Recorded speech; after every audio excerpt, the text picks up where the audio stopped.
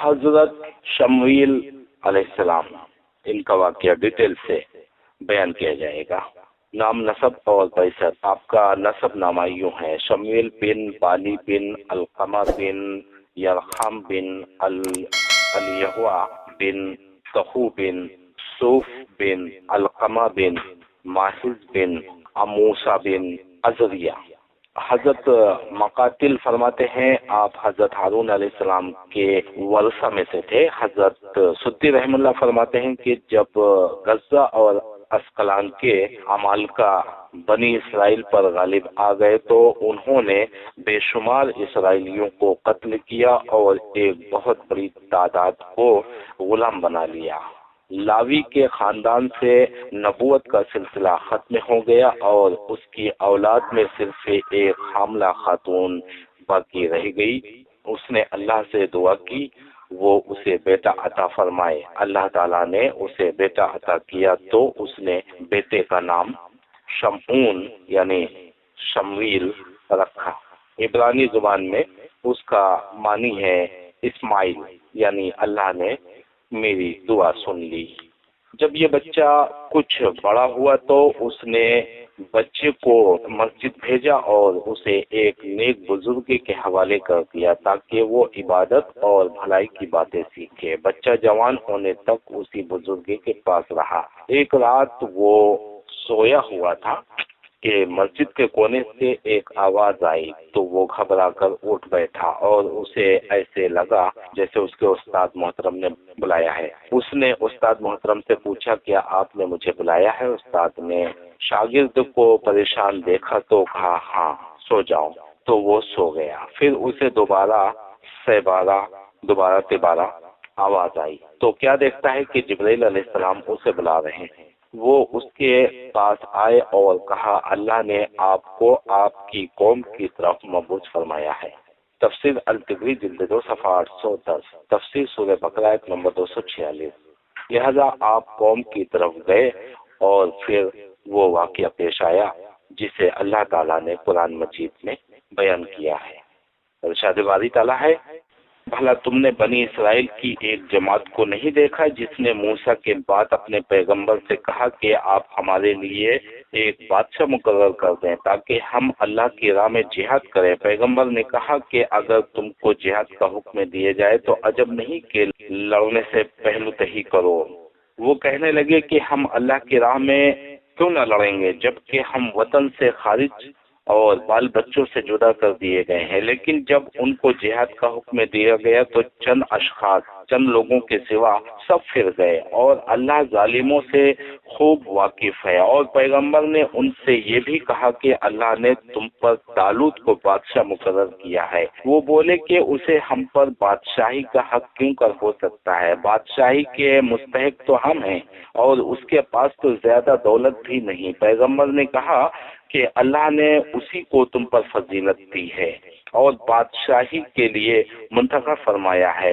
اس نے اسے علم بھی بہت بخشا ہے اور جس میں بھی بڑا عطا کیا ہے، اور اللہ کو اختیار ہے جسے چاہے بادشاہی بخشے، اور اللہ تعالیٰ بڑا کشائش والا اور دانا ہے۔ اور پیغمبر نے ان سے کہا کہ ان کی بادشاہی کی نشانی یہ ہے کہ تمہارے پاس ایک صندوق آئے گا جس کو فرشتے اٹھائے ہوئے ہوں گے، اس میں تمہارے پروردگار کی طرف سے تسلی بخشنے والی چیز ہوگی اور کچھ اور چیزیں بھی ہوں گی جو موسیٰ اور ہارون چھوڑ گئے تھے۔ اگر تم ایمان رکھتے ہو تو یہ تمہارے لیے ایک بڑی نشانی ہے۔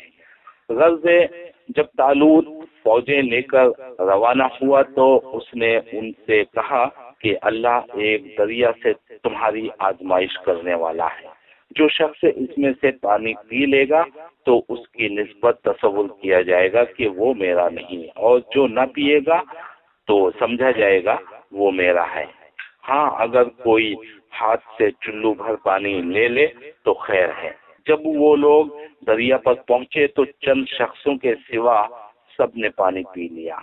پھر جب طالوت اور مومن لوگ جو اس کے ساتھ تھے دریا پار کر گئے تو کہنے لگے کہ آج ہم میں جالوت اور اس کے لشکر کا مقابلہ کرنے کی طاقت نہیں۔ جو لوگ یقین رکھتے تھے کہ ان کو اللہ کے سامنے حاضر ہونا ہے، وہ کہنے لگے کہ بس اوقات تھوڑی سی جماعت نے اللہ کے حکم سے بڑی جماعت پر فتح حاصل کی ہے، اور اللہ استقلال رکھنے والوں کے ساتھ ہے۔ اور جب وہ لوگ جالوت اور اس کے لشکر کے مقابلے میں آئے تو اللہ سے دعا کی کہ اے پروردگار، ہم پر صبر کے دہانے کھول دے اور ہمیں لڑائی میں ثابت قدم رکھ اور لشکر کفار پر فتح یاب کر۔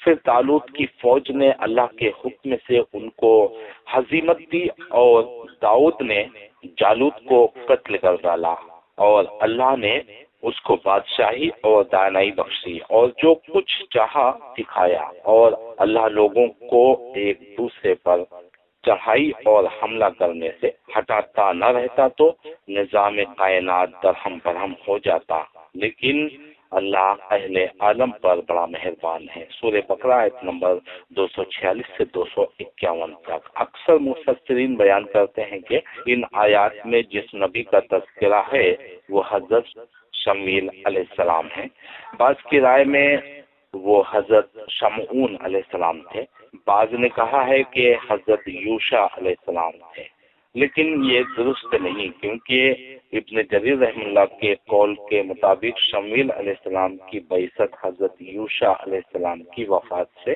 460 سال بعد ہوئی تھی۔ اور یہاں پر اس آیت میں یہ بھی ذکر ہوا ہے کہ طالوت کی فوج نے اللہ کے حکم سے ان کو ہزیمت دی اور داؤد نے جالوت کو قتل کر ڈالا۔ جالوت مخالف سمت سے تھا، اور یہ داؤد وہی ہیں جو بعد میں رسول بنے، رسالت ملی داؤد علیہ السلام۔ بنی اسرائیل کی خواہش جہاد اور ان کے آزمائش۔ بنی اسرائیل کو طویل عرصہ تک جنگ و جدل میں مشغول رہنا پڑا اور دشمن ان پر غالب آ گئے۔ تب انہوں نے اپنے زمانے کے نبی سے درخواست کی کہ ان کے لیے ایک بادشاہ مقرر کیا جائے تاکہ وہ اس کی قیادت میں متحد ہو کر جنگ کر سکیں، لیکن شمویل علیہ السلام ان کی کمزوریوں سے واقف تھے، اس لیے فرمایا ممکن ہے جہاد فرض ہو جانے کے بعد تم جہاد نہ کرو۔ انہوں نے کہا بھلا ہم اللہ کی راہ میں جہاد کیوں نہ کریں گے؟ ہم تو اپنے گھروں سے اجاڑے گئے ہیں اور بچوں سے دور کر دیے گئے ہیں، یعنی ہم پر ظلم کیا گیا ہے، ہمیں اپنے بیوی بچوں سے الگ کر دیا گیا ہے، پھر ہم اپنی عورتوں اور بچوں کو آزاد کرانے کے لیے دشمنوں سے کیوں نہ لڑیں؟ ارشاد باری تعالیٰ ہے جب ان پر جہاد فرض ہوا تو سوائے تھوڑے سے لوگوں کے سب پھر گئے، اور اللہ تعالیٰ ظالموں کو خوب جانتا ہے۔ قصہ کے آخر میں وضاحت ہے کہ بہت کم لوگ دریا کے پار اتر کر جنگ کے ارادے پر قائم رہ سکے، باقی سب نے جہاد کرنے سے صاف انکار کر دیا۔ انہیں ان کے نبی نے فرمایا اللہ تعالیٰ نے طالوت کو تمہارا بادشاہ بنا دیا ہے۔ حافظ ابن عساکر نے طالوت کا نسب یوں بیان کیا ہے، طالوت شاول یعنی شاول، طالوت بن عمال بن زرار بن یحرب بن عفیح بن حسن بن بنیامین بن یعقوب بن اسحاق بن ابراہیم علیہ السلام۔ ان کا پیشہ فقہ یا دباغت کا تھا، اس لیے وہ کہنے لگے بھلا اس کی ہم پر حکومت کیسے ہو سکتی ہے؟ اس سے تو بہت زیادہ حقدار بادشاہت کے ہم ہیں، اسے تو مالی کشادگی بھی نہیں دی گئی۔ اللہ تعالیٰ کی طرف سے بادشاہ کا تقرر۔ کہتے ہیں کہ اس سے پہلے نبوت بنی لاوی میں اور بادشاہت بنی یہودا میں تھی۔ طالوت بنی بنیامین میں سے تھے، اس لیے بنی یہودا نے اس پر ناپسندیدگی کا اظہار کیا اور کہا کہ بادشاہت پر ہمارا حق زیادہ ہے۔ انہوں نے یہ اعتراض بھی کیا کہ یہ شخص مفلس اور بے زر ہے، یعنی غریب ہے، ایسا شخص کس طرح بادشاہ بن سکتا ہے؟ شمویل علیہ السلام نے فرمایا یہ تمہارا کام نہیں کہ کسی خاص خاندان سے بادشاہ کا انتخاب کرو، بلکہ اللہ تعالیٰ جسے چاہتا ہے حکومت دیتا ہے۔ اللہ تعالیٰ نے اسے تم پر برگزیدہ کیا ہے اور اسے علمی اور جسمانی برتری عطا فرمائی ہے، یعنی ایسی وجہ شخصیت عطا کی ہے کہ بنی اسرائیل میں اس جیسا کوئی نہیں، وہ قد و قامت اور ظاہری صورت میں بھی سب سے بڑھ کر تھے، اور عقل و فہم میں بھی ان کے نبی نے ان سے کہا، اس کی بادشاہت من جانب اللہ ہونے کی نشانی یہ ہے کہ تمہارے پاس وہ صندوق آ جائے گا جس میں تمہارے رب کی طرف سے تسکین ہے، اور آل موسیٰ و آل ہارون کا بقیہ ترکہ ہے، فرشتے اسے اٹھا کر لائیں گے، یقیناً یہ تمہارے لیے کھلی دلیل ہے اگر تم ایماندار ہو۔ بنی اسرائیل نے فلسطین کے عمالقہ سے جنگ کی اور شکست کھائی۔ تابوت سکینہ جسے میدان جنگ میں اس لیے لایا جاتا تھا کہ اس کی برکت سے دشمن پر فتح حاصل ہو، اس کو دشمنوں نے چھین لیا۔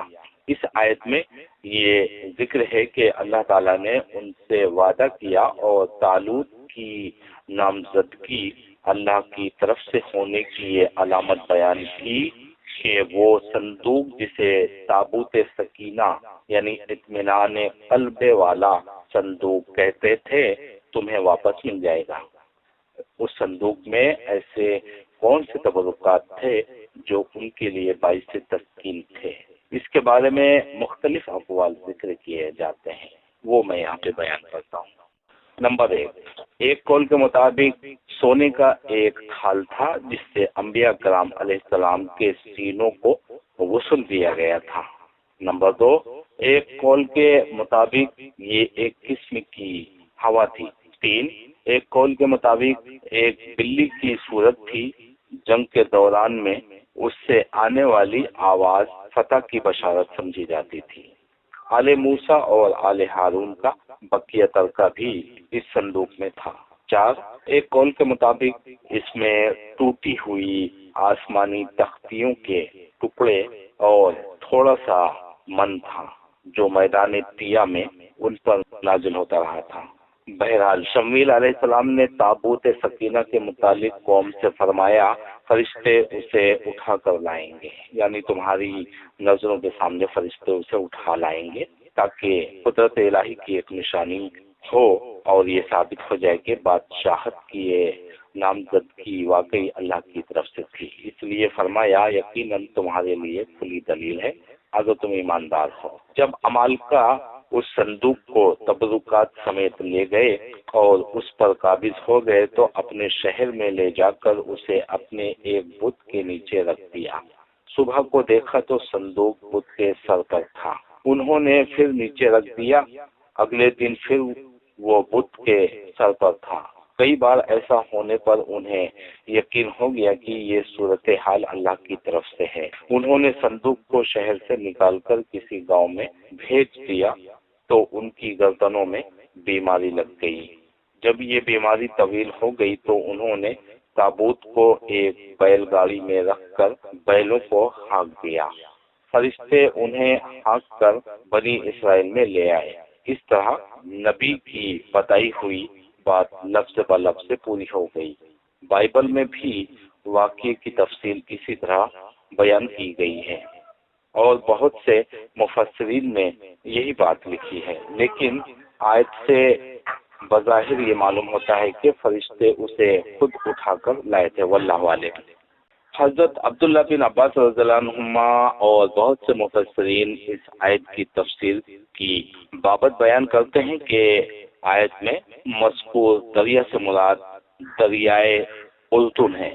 طالوت اور اس کی فوج کا واقعہ اللہ کے نبی کے حکم سے یہی پیش آیا تھا۔ انہوں نے اللہ کے حکم سے فوجیوں کی آزمائش کے لیے یہ حکم دیا تھا کہ جو شخص اس دریا کا پانی پیے گا وہ اس جنگ میں میرے ساتھ نہیں جائے گا۔ میرے ساتھ وہی چل سکتا ہے جو ایک ہاتھ سے چلو بھر پانی سے زیادہ نہ پیے، لیکن ہوا یہ کہ سوائے چند کے باقی سب نے وہ پانی پی لیا۔ حضرت برا بن عازب رضی اللہ عنہ سے روایت ہے کہ صحابہ کرام رضی اللہ عنہم ذکر کیا کرتے تھے کہ غزوہ بدر میں اتنے صحابہ رضی اللہ عنہم شریک تھے جتنے طالوت کے مخلص ساتھی تھے، جنہوں نے ان کے ہمراہ دریا پار کیا، اور ان کی تعداد 300 افراد سے کچھ زیادہ تھی. جنگ بدر میں بھی اتنی تھی. صحیح البخاری المغازی حدیث نمبر 3957 اور 3958. ارشاد باری تعالیٰ ہے طالوت مومن سمیت جب دریا سے گزر گئے تو وہ لوگ کہنے لگے آج تو ہم میں طاقت نہیں کہ جالوت اور اس کے لشکروں سے لڑیں. انہیں اپنی تعداد کم دیکھ کر اور دشمن کی تعداد زیادہ دیکھ کر احساس ہوا کہ ہم قلیل اور کمزور ہونے کی وجہ سے دشمن کا مقابلہ نہیں کر سکیں گے.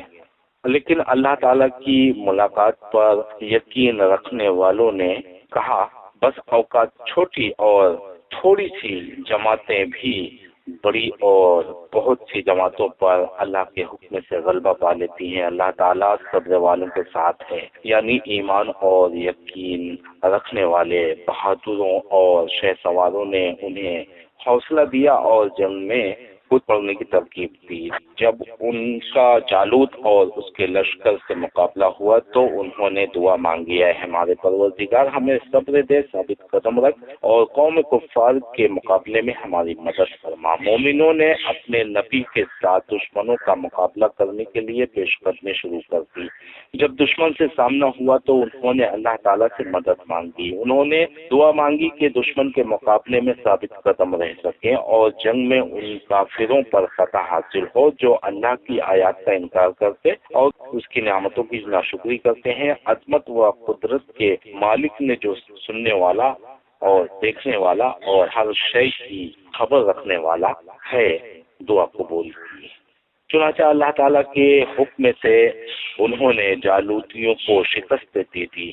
یعنی یہ شکست مومنوں کی طاقت اور تعداد کی وجہ سے نہیں بلکہ اللہ کی توفیق اور مشیت الہی سے ہوئی، کیونکہ دشمن کی تعداد تو زیادہ تھی. نبی کریم صلی اللہ علیہ وسلم اور صحابہ کرام رضی اللہ عنہم اجمعین کو بھی غزوہ بدر میں ایسی ہی معجزانہ فتح حاصل ہوئی تھی.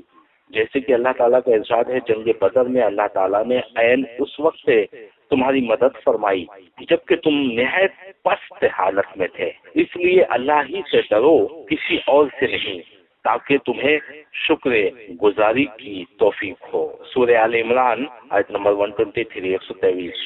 ارشاد باری تعالیٰ ہے اور حضرت داؤد کے ہاتھوں جالوت قتل ہوا اور اللہ تعالیٰ نے داؤد کو مملکت و حکمت اور جتنا کچھ چاہا علم بھی عطا فرمایا. اگر اللہ تعالیٰ بعض لوگوں کو بعض سے دفع نہ کرتا تو زمین میں فساد پھیل جاتا، لیکن اللہ تعالیٰ دنیا والوں پر بڑا فضل و کرم کرنے والا ہے.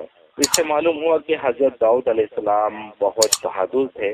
جالوت کے قتل سے اس کے لشکر کو شکست ہوئی اور کفر کا زور ٹوٹ گیا. Hey there. Subscribe to my channel and also press this bell icon.